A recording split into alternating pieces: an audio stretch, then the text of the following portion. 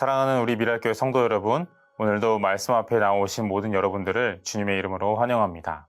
오늘 우리에게 주신 말씀은 로마서 12장 1절부터 8절까지의 말씀입니다. 형제자매 여러분, 그러므로 나는 하나님의 자비하심을 힘입어 여러분에게 권합니다.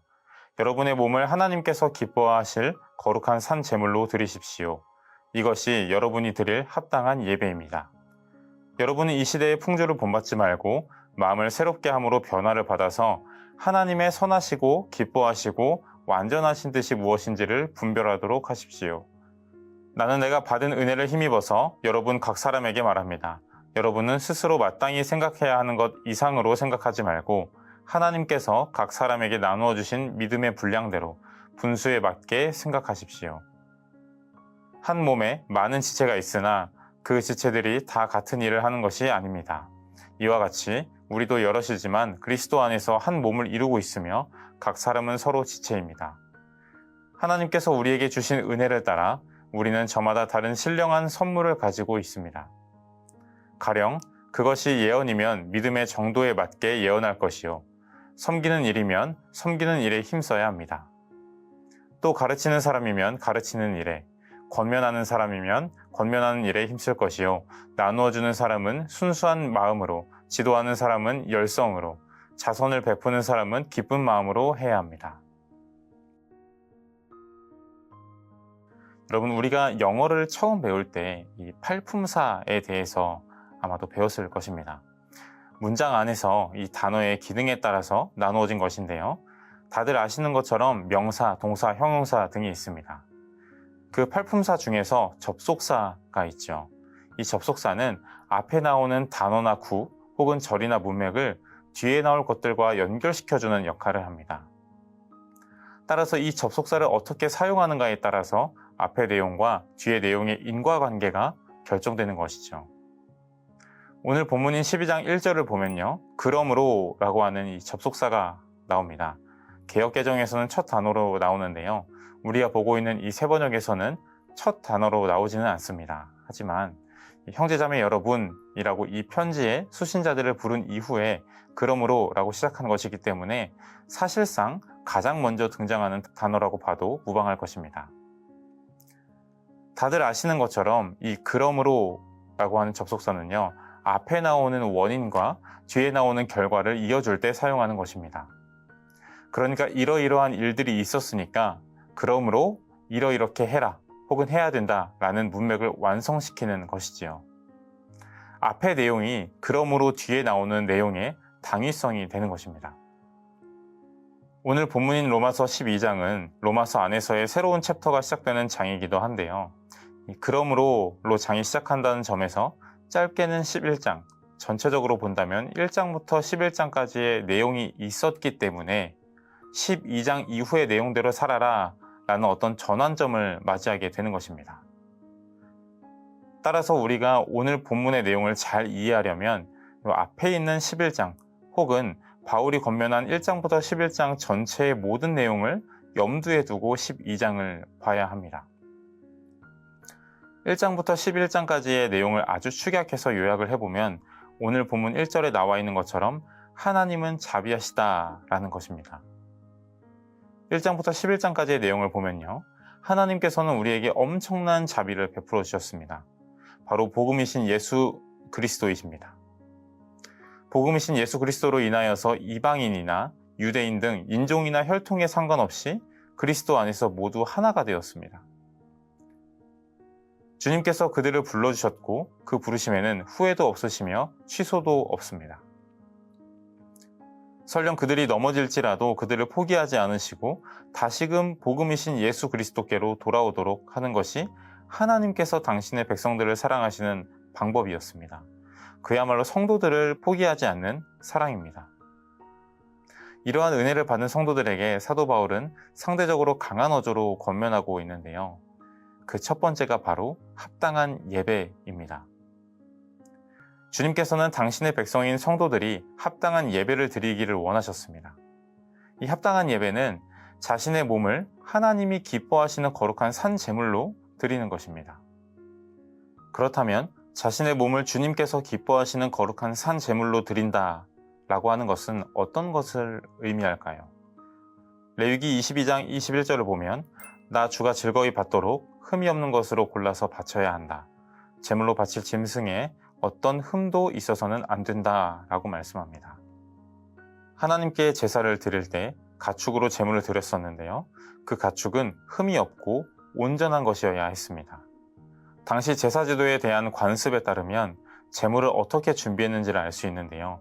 양의 경우 1년 된 양이 가장 육질이 좋고 맛있다고 합니다. 그래서 가장 좋은 상태의 양을 제물로 드리기 위해서 엄선된 양의 새끼를 날 때부터 따로 구별하여서 길렀습니다. 다른 양들과는 완전히 다른 환경에서 좋은 것들을 먹이며 길렀었는데요. 그 1년 동안에 조금도 다쳐서는 안 되고 종기나 벼룩 내지는 습진 같은 것도 있으면 안 된다고 합니다. 그렇게 애지중지 길러서 1년 정도 되었을 때 제물로 드렸던 것이죠. 하나님께 드리는 제물을 그토록 존귀하게 준비했습니다. 이제는 우리의 몸이 그렇게 되도록 요구하고 계십니다. 하나님께서 기뻐하시는 거룩한 산 제물로 우리의 몸을 드리라고 말씀하십니다. 그런데 이것은 사실상 불가능한 일입니다.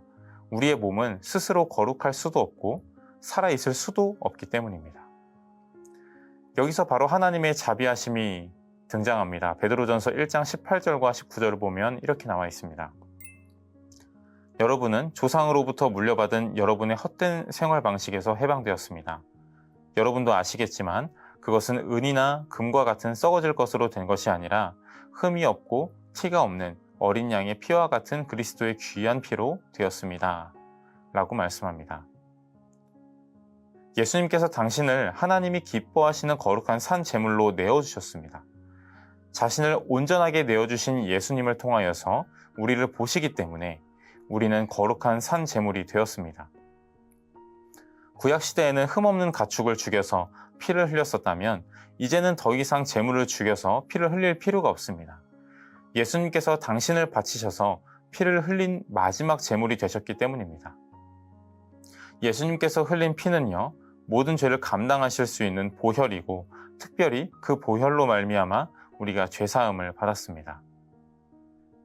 그리고 더 이상 몸을 죽일 필요 없이 가축의 피를 흘릴 필요 없이 예수님 안에서 산 제물로 새 사람으로 살 수 있게 된 것입니다.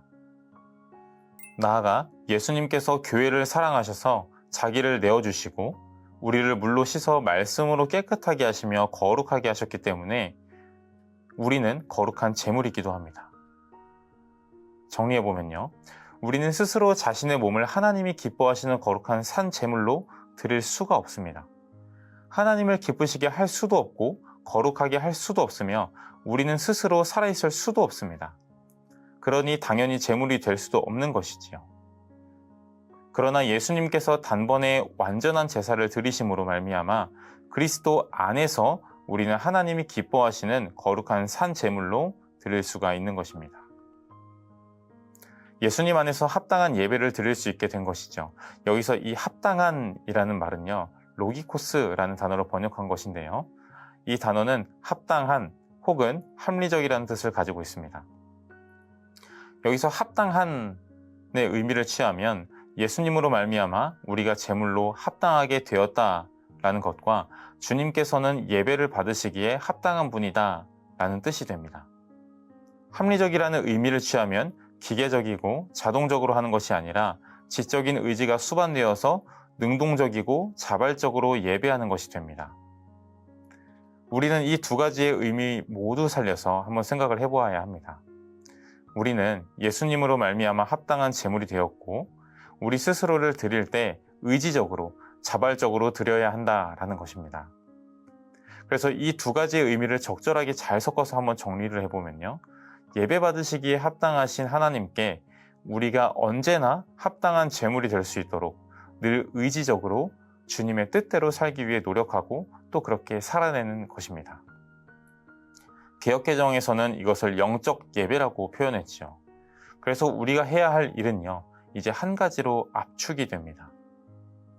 그리스도 안에서 합당한 제물이 된 자신을 희생하여서 주님께 내어드려야 한다라는 것입니다. 자신의 희생이 있지 않은 예배는요, 이 합당한 예배가 될 수 없습니다. 영적 예배가 될 수 없습니다. 어떠한 행위만 해서도 안 됩니다. 내면까지 포함된 완전한 전인을 내어드려야 합니다.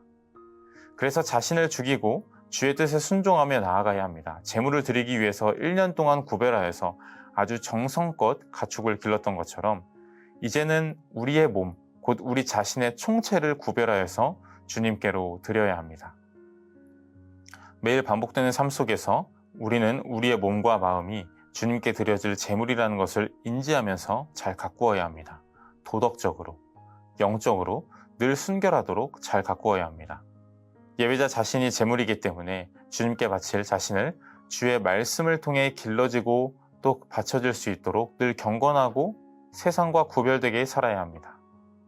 때로는 악한 욕망과 유혹이 우리 앞에 놓였을지라도 뿌리치고 복음이신 예수님을 믿고 말씀에 순종함으로 나아가야 합니다. 오늘 본문을 통해 우리에게 요구되는 합당한 예배는 바로 이런 것이죠. 순결하지 않은 이 땅에서 순결한 백성으로 살아내며 날마다 주님께로 나아가는 삶, 그 삶으로 초청받은 것에 감사하면서 오늘 하루도 승리하시기를 바랍니다. 기도하겠습니다. 하나님 아버지 감사합니다. 이 세상 수많은 사람들 가운데 우리를 하나님의 사람으로 불러주시고 하나님의 완전한 계획 속에서 이 세상에 내버려지지 않고 하나님의 사람으로 살아갈 수 있도록 도와주셔서 감사합니다. 하나님 아버지, 우리는 주님의 뜻을 다 알 수 없지만 하나님께서 세워두신 완전한 계획 속에서 우리가 살아가고 있음을 고백합니다.